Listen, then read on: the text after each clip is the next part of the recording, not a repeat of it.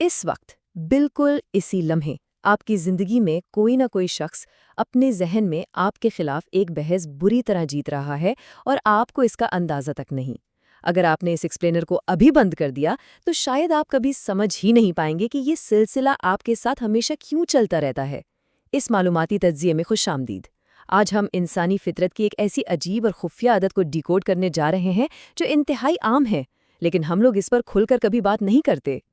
تصور کریں، باہر کوئی شور نہیں، کوئی فون نہیں بج رہا، اور اچانک ذہن میں ایک پرانی بحث شروع ہو جاتی ہے۔ اس خیالی لڑائی میں ہر لفظ بالکل صحیح نشانے پر لگتا ہے، جوابات اتنے کرارے ہوتے ہیں کہ مخالف بالکل لاجواب ہو جاتا ہے۔ لیکن پھر اچانک ریالٹی چیک ملتا ہے کہ کمرے میں تو کوئی اور ہے ہی نہیں۔ یہ ایک عجیب اور تھوڑا بے چین کرنے والا تجربہ ہے جو ہر کسی کے ساتھ بند دروازوں کے پیچھے روزانہ ہوتا ہے۔ تو چلیں اس کے پہلے حصے پر نظر ڈالتے ہیں۔ یہ خیالی بحث کا تصور آخر ہے کیا اور اس کی نفسیات کیا ہے؟ جب ایسی خیالی بحث چل رہی ہوتی ہے تو ہمارا جسمانی نظام بالکل ویسے ہی ریئیکٹ کرتا ہے جیسے کسی اصلی لڑائی میں کر رہا ہو۔ آپ نے غور کیا ہوگا کہ دل کی دھڑکن اچانک تیز ہو جاتی ہے، سچ میں ایک غصہ یا جوش محسوس ہونے لگتا ہے، اور جب ہم اس بحث میں جیت جاتے ہیں تو ایک حقیقی سکون ملتا ہے۔ اس کی وجہ بہت سمپل ہے، ہمارا ذہن ان خیالی واقعات کو بالکل سچ مانتا ہے۔ یہ ذہن کی ایک ایسی چیز پر فزیکل ریاکشن ہے جو حقیقت میں وجود ہی نہیں رکھتی۔ اب آتے ہیں دوسرے حصے کی طرف، جہاں ہم سمجھیں گے کہ وقت گزرنے کے بعد بہترین جواب کیوں یاد آتا ہے اور یہ ادھورے کام کا احساس کیا ہے۔ پتہ ہے، اس احساس کو صدیوں پہلے ہی پہچان لیا گیا تھا۔ ایک مشہور فلسفی تھے ڈینس ڈیڈرو، ان کے ساتھ ایک دفعہ ایک عجیب واقعہ پیش آیا۔ جیک سنیکر کے محل میں گفتگو کے دوران وہ بالکل لاجواب ہو گئے، کچھ سمجھ نہیں آیا کہ کیا کہیں۔ لیکن جب وہ وہاں سے نکلے اور محل کی سیڑھیوں کے بالکل نیچے پہنچے تو اچانک ان کے ذہن میں ایک بہترین جواب آیا۔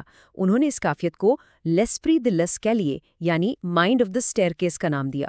اور سچ بتائیں، ہم سب کے ساتھ بالکل ایسا ہی ہوتا ہے۔ اس چیز کو نفسیات کی زبان میں زیگارنک ایفیکٹ کہتے ہیں۔ اسے تھوڑا آسان الفاظ میں سمجھیں تو یہ بالکل ایسا ہے جیسے کمپیوٹر کے براؤزر میں کوئی ٹیب کھلی رہ جائے اور وہ بیک گراؤنڈ میں آہستہ آہستہ آپ کی ریم استعمال کرتی رہے۔ جب تک کوئی بحث یا لڑائی پراپرلی مکمل نہیں ہوتی، ہمارا ذہن اسے ایک ادھورے کام کے طور پر دیکھتا ہے اور مسلسل بے چین رہتا ہے۔ ذہن کو اس فائل کو ہمیشہ کے لیے بند کرنے اور سکون پانے کے لیے اس خیالی بحث کو مکمل کرنا ہی پڑتا ہے۔ لیکن اب سوال یہ پیدا ہوتا ہے کہ آخر شاور یا غسل خانہ ہی کیوں؟ دیکھیں، اصل زندگی کے تصادم بہت خوفناک ہوتے ہیں۔ وہاں سامنے والے کے ریاکشن کا کوئی اندازہ نہیں ہوتا، لیکن شاور ایک انتہائی محفوظ اور پرسکون جگہ ہے۔ یہاں کوئی آپ کو جج کرنے والا نہیں ہوتا۔ یہ ایک ایسی پرائیویٹ سپیس ہے جہاں جذبات کو بغیر کسی خطرے کے ظاہر کیا جا سکتا ہے اور ان بکھری ہوئی الجھی ہوئی سوچوں کو ترتیب دی جا سکتی ہے۔ چلیں آپ تیسرے حصے کی طرف بڑھتے ہیں۔ ہمارا ذہن ایک پیشگوئی کرنے والی یعنی پریڈکشن مشین کے طور پر کیسے کام کرتا ہے؟ ذہن جب ایسی سیمولیشن کرتا ہے تو اس کے 3 بہت عام طریقے ہوتے ہیں۔ پہلا ہے پرانی بحث کو دہرانا، جہاں ہم ماضی میں کیے گئے تصادم کو دوبارہ زندہ کرتے ہیں اور اس بار خود کو بہترین الفاظ سے ڈیفینڈ کرتے ہیں۔ دوسرا ہے کامیابی کا خیال، جہاں بنا کچھ کیے ہی تعریف اور انعام ملنے کا مزہ لیا جاتا ہے۔ اور تیسرا جو بہت کامن ہے وہ ہے بدترین حالات کی مشق، جہاں ذہن آنے والی ہر مصیبت کا پہلے سے تصور کرتا ہے اور اس کے لیے تیاری کرتا ہے۔ اصل میں یہ سب ذہن کے خود کو محفوظ رکھنے کے طریقے ہیں۔ لیکن یہاں ایک بہت ویلڈ پوائنٹ ہے، اصل جھگڑے کے وقت ہم یہ سب لاجواب باتیں کیوں نہیں کر پاتے؟ جب ہم کسی اصل تصادم میں ہوتے ہیں تو شدید دباؤ کی وجہ سے ذہن کے ان حصوں سے خون، آکسیجن اور گلوکوز واپس کھینچ لیا جاتا ہے جو غلطیاں ٹھیک کرنے یا مناسب الفاظ چننے کا کام کرتے ہیں۔ ذہن اس وقت سروائیول موڈ میں ہوتا ہے۔ بس یہی وجہ ہے کہ اس وقت الفاظ ساتھ چھوڑ جاتے ہیں اور ذہن بعد میں فرصت اور آرام میں ان غلطیوں کو ٹھیک کرنے کی پوری کوشش کرتا ہے۔ اب آتے ہیں چوتھے حصے پر، جہاں کہانی تھوڑی سنجیدہ ہو جاتی ہے، انا، بےچینی اور منفی سوچوں میں گم رہنا۔ یہاں ان 2 چیزوں کے درمیان فرق کرنا بہت اہم ہے۔ ایک چیز ہے انٹروسپیکشن یعنی خود احتسابی، خود کو بہتر بنانے کے لیے اپنے خیالات کا جائزہ لینا، یہ ایک بہت صحت مند عمل ہے۔ لیکن دوسری طرف ہے رومینیشن یعنی ایک ہی منفی سوچ کو بار بار ذہن میں گھمانا، یہ بالکل زہریلی سوچیں ہیں۔ جب ایک خیالی بحث اس رومینیشن کی شکل اختیار کر لینا تو یہ صرف خود پر تنقید اور خود کو نقصان پہنچانے والے جذبات کا ہی باعث بنتی ہے۔ آخر ان خیالی ذہن سازیوں کا اتنا نشہ کیوں ہوتا ہے ہمیں؟ کیونکہ اصل زندگی کبھی ہماری مرضی یا پیشن گوئی کے مطابق نہیں چلتی، لیکن ذہن کے اندر ہم مکمل کنٹرول میں ہوتے ہیں، باس ہوتے ہیں ہم جب اس خیالی بحث میں جیتتے ہیں تو ذہن میں ڈوپامین ریلیز ہوتا ہے۔ یہ ہماری چوٹ کھائی ہوئی انا کو بہت سکون پہنچاتا ہے اور ہمیں کنٹرول کا ایک عجیب سا جھوٹا احساس دلاتا ہے۔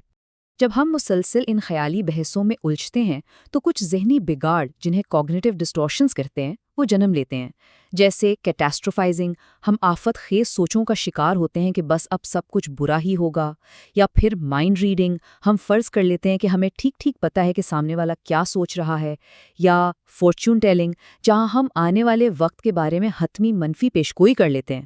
مسئلہ صرف یہ ہے کہ ہمارا ذہن اصل اور فرضی خطرے میں فرق نہیں کر پاتا، اس لیے ان خیالوں کی وجہ سے ویسی ہی جسمانی بے چینی اور سٹریس پیدا ہوتی ہے جیسے واقعی ریالٹی میں کچھ برا ہو رہا ہو۔